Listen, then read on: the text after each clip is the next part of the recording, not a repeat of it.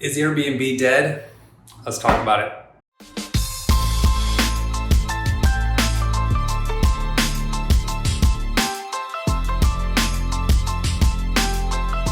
So you're hearing a lot in the news. New York is putting more restrictions on Airbnbs. LA has its own set of restrictions for Airbnb. So is companies for short-term vacation rentals, are they gonna go under? Are they done? Kaput.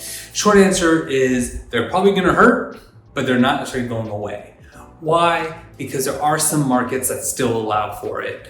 Even in Los Angeles, it has to be your primary residence for at least 6 months out of the year.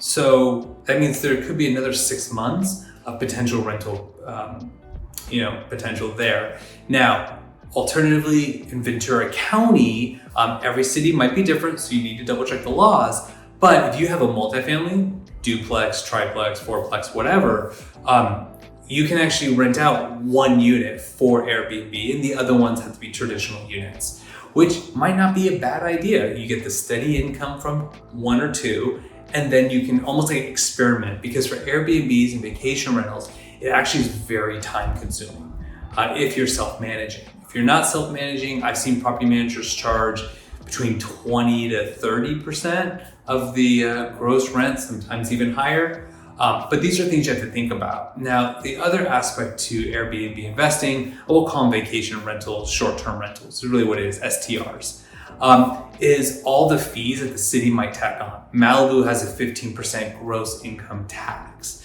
So when you have these STRs, you need to run the numbers and be ultra conservative. In an ideal world, you would run the numbers as a long-term rental. That way you get to bank on any more money. Now, other things to take into consideration, you have to pay for electricity, internet. Sometimes if there's a Netflix account, things like that. We're starting to see more smart TVs where the person renting the place, right, the guest, they can just put in their own credentials. So that saves you a little bit of money. But I've actually seen it be almost a wash when you compare it to a traditional long-term rental. The difference is you don't deal with rent control, you don't deal with long-term tenant issues.